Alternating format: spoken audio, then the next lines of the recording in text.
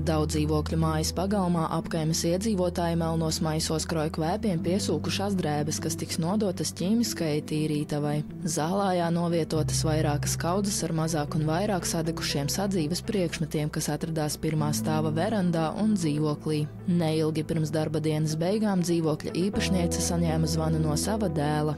Mājās bija izcēlies ugunsgrēks. Viņi ar draugu spēlēja PlayStation un tad juta tādu, kā viņi teica, matu degšanu.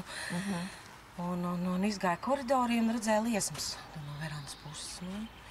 Pirmais bija viņam draugs, kas teica, ka viss lecam ārā pa logu. Pagrāba datoru, botas un viss un izlec ārā un izsauca ugunsdzēsējus. Blakus pilnībā nodegušajai verandai mētājas šīfera gabali un jumta metāla segums, ko ugunsdzēsēji norāva, lai likvidētu liesmu perēkļus. Ugunī izplatoties pa mājas sienu un pirmā stāva mitekli, tā nedaudz skāra arī divus otrā stāva dzīvokļus. Iedzīvotāji ir neziņā, kas veicināja aizdegšanos. Es pat nezinu. Sākumā no verandas puses it kā kaut kas, bet tur nekā man tāda nebija, kas varētu degt. Varbūt arī elektroinstalācija. Jo tur vada tika mainīta, bet verandā nē. Dzīvoklī mainīja man vīrs. Kaut kur varbūt bija kādi vecie vadi vēl. Noteikti, ka kaut kur, es nezinu. Grūti saprast. Pēc ugunsgrēka dzēšanas vietējie iedzīvotāji nepalika vienaldzīgi un palīdzēja iznest sadegušās mantas no dzīvokļa. Arī šodien ģimenei palīdzēt atbraukuši tuvinieki. Paldies Dievam, ir labi draugi, kas visu palīdzēja iznest ārā, kas vēl glābjams. Vēl tikai ir visas elektroiekārtas jāiznes, jo tur neskāra. Viss ir nokvēpis, netīrs, bet tā.